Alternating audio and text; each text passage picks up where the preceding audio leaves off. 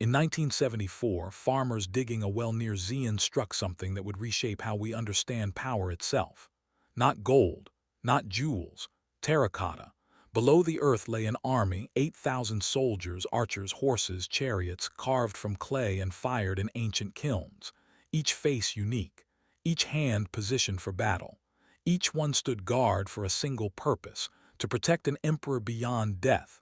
Tonight we walk among them. What we see before us is not art for art's sake. This is faith made flesh, or rather made clay. In 206 BCE, China believed that the afterlife mirrored the living world. An emperor would need an army in the next realm just as he commanded one here. So Qin Shi Huang, the first to unify all of China, ordered his craftsmen to build one. Not paint one. Build one.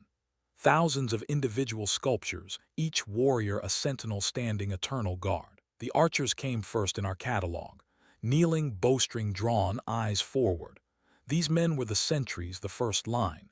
In life, they would have stood on ramparts scanning horizons.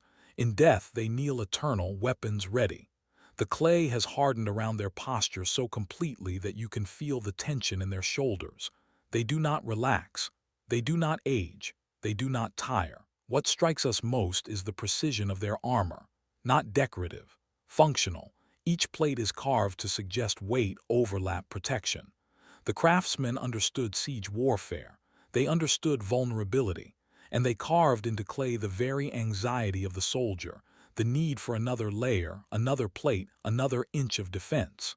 In terracotta, this anxiety became permanent. The standing archers followed. Taller, broader, unarmored across the chest but reinforced at the shoulders. These were the elite, the ones who could move between defensive positions. Their feet are planted with a kind of casual authority, not the tension of the kneelers but the readiness of veterans, men who had fought before and expected to fight again, even in death. Now the infantry. Heavier built than the archers, these men carry spears and shields. Their faces are broader, their jaws more pronounced. The sculptors seem to have intended differentiation. Not all soldiers were the same man repeated. Each face held individual character. A scar here, a wider nose there, eyes set differently.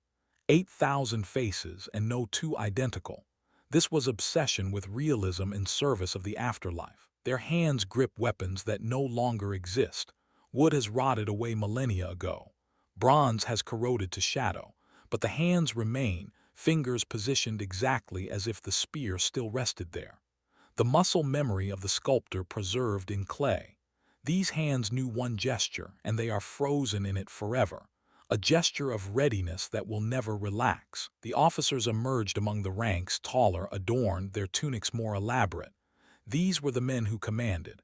Their posture is different, not vigilant like the common soldiers, more composed, more authoritative. You can read rank in clay as clearly as in flesh. The sculptors understood hierarchy in the bones. A general stands differently than a recruit, even in stone, even in death. The chariots were the next marvel, not small sculptures. Full-sized reconstructions, horses and riders, wheels and rails, all terracotta. Horses muscled as if ready to sprint, eyes alert.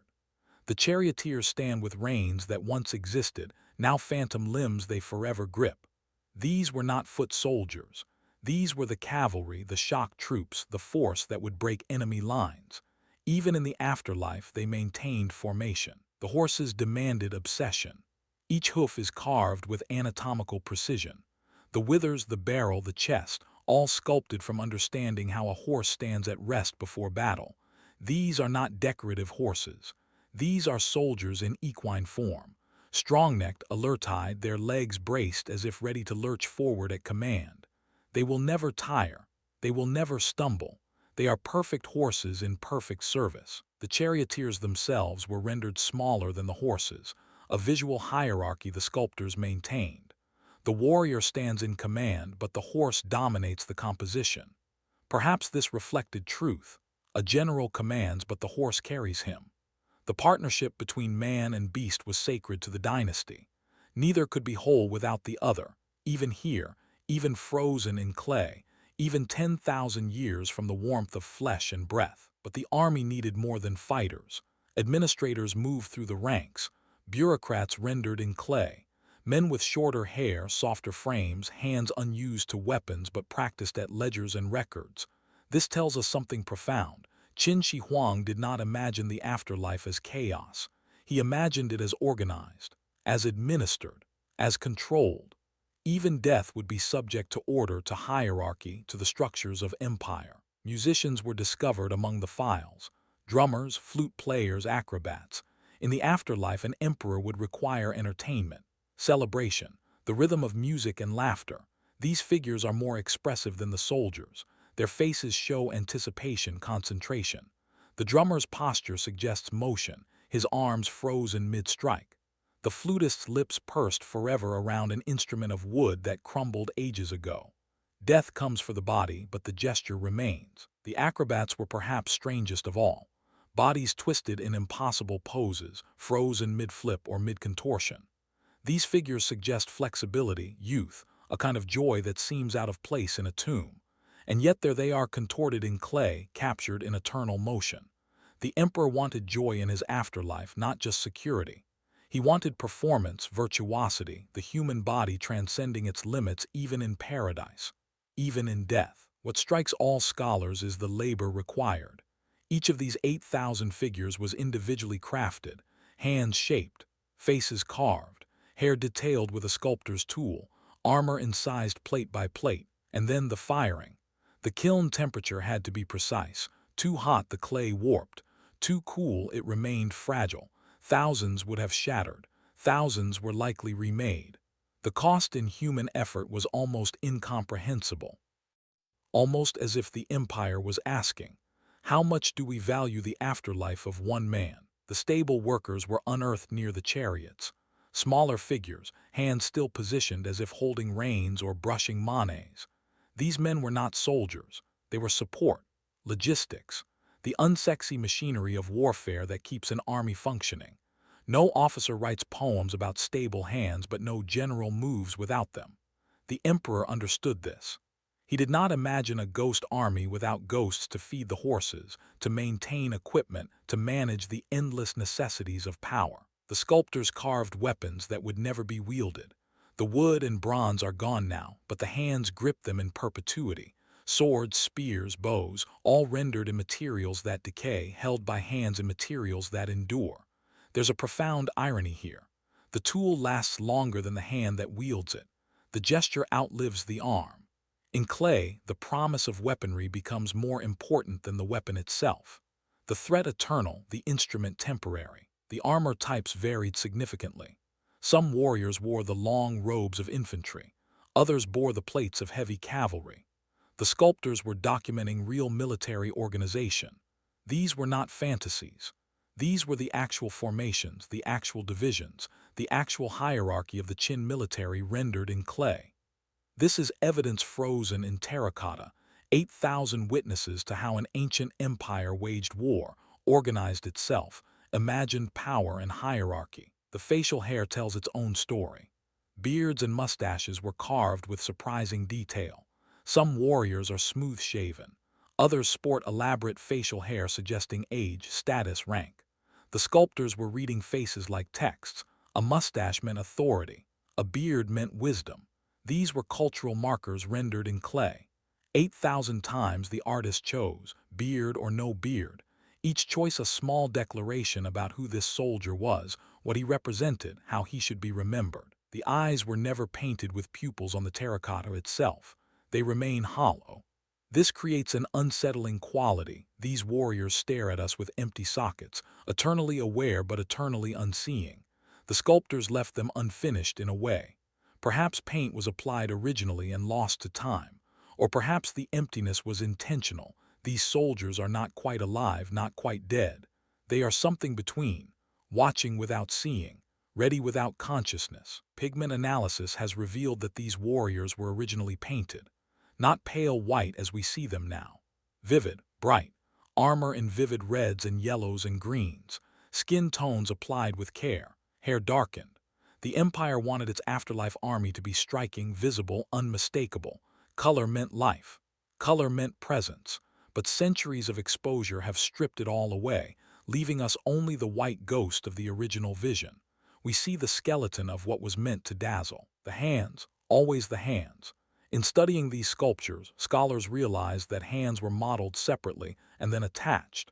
This meant hands could be mass-produced and customized. Different hand poses could be selected and combined with different body types. This was assembly line manufacturing in 250 BCE. 8,000 figures built from interchangeable parts, yet each somehow unique. Efficiency married to individualization in clay. An empire's obsession with order, expressed through systematic creation. The hairstyles reveal surprising sophistication. Not all warriors wore their hair the same way. Some had elaborate top knots, others wore it pulled back, some show braiding detail. The sculptors were documenting hairstyles of their own era. These are not generic soldiers. These are contemporary representations. The Qin dynasty when these were made. The fashion, the armor, the weapons, all from that moment, that place. 8,000 frozen photographs of how men appeared in 210 BCE, when they were sculpted into immortality. The feet deserve their own examination. Planted firmly, sandals carved with surprising detail, toes individually rendered.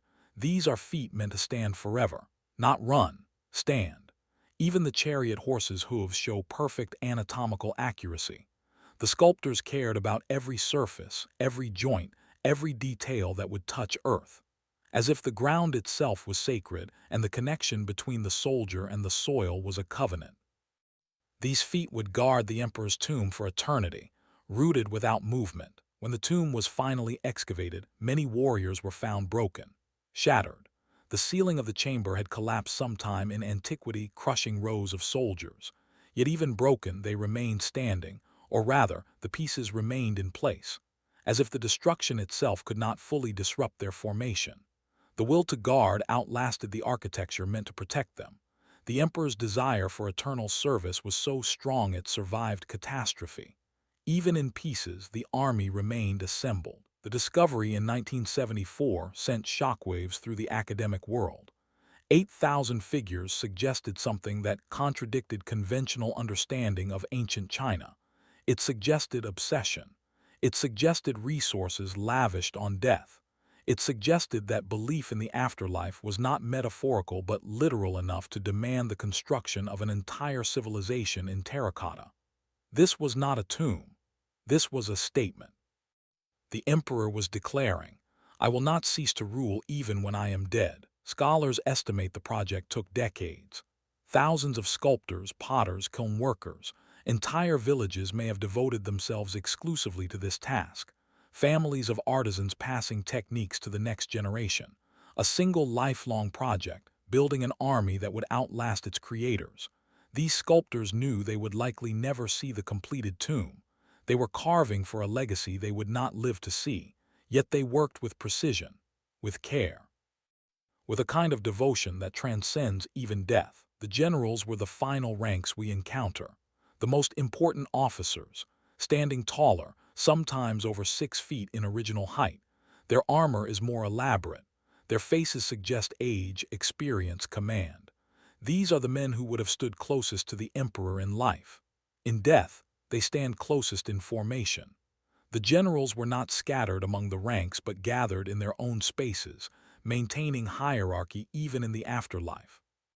Qin Shi Huang wanted to be surrounded in death by the same authority structure that served him in life. And yet, there is one figure whose discovery stunned even the excavators. Among the thousands of warriors, one statue stood apart, not larger, not more elaborate, but unmistakably different. This figure exuded something that no other possessed, not the warrior's focused readiness, not the general's stern command, something else, something that suggested not duty but divinity. The scholars called it the celestial chariot, the emperor's ghost. The one figure that was not merely his servant but his peer. But more on that in a moment. The Terracotta Army stands today as it has for 2,000 years, silent, vigilant, eternal. 8,000 warriors carved in clay, still standing guard over an emperor who wanted never to lose power. Which figure unsettles you most? Tell me in the comments below.